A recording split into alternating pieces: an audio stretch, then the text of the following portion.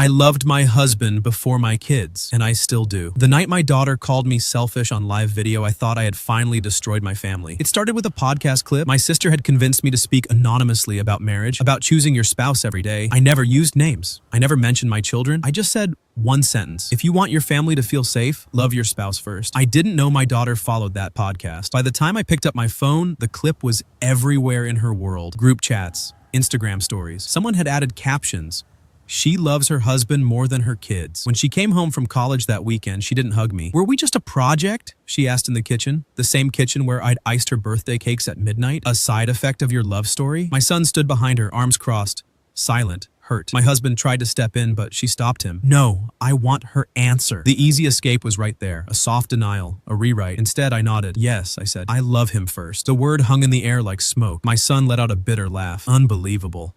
They left that night, not dramatically, just gone. My daughter back to campus early, my son to a friend's house. For 2 days, I didn't eat. I walked past framed photos, first steps, missing teeth, graduation caps, and wondered if I had misunderstood motherhood completely. On the third night, my husband did something I didn't expect. He packed a bag. If loving me is costing you your children, he said quietly, I'll be the one who steps back. That terrified me more than anything because that was never the point. I drove to my daughter's campus the next morning. No warning. No speech prepared. She met me outside her dorm, defensive already. I don't love him more instead of you, I said before she could speak. I love him first because he is the reason I had the strength to love you the way I did. She didn't soften. So I told her everything we'd never told them. The year we almost divorced after losing a pregnancy, the therapy, the nights we chose to stay, the promises we rebuilt from scratch before they were old enough to remember tension. You grew up in stability, I said, not because it was easy, but because we protected it. Her anger cracked first. So we weren't second? She whispered. You were sheltered. I said, there's a difference. A week later, my son came home, quiet, thoughtful. Months passed. Last night, my daughter called from her apartment. She'd just ended a relationship. I kept thinking, she said, voice small, if it doesn't feel solid like yours and Dad's, maybe it's not it. I used to think loving my husband first made me dangerous. Now I know it made my children brave enough to expect real love.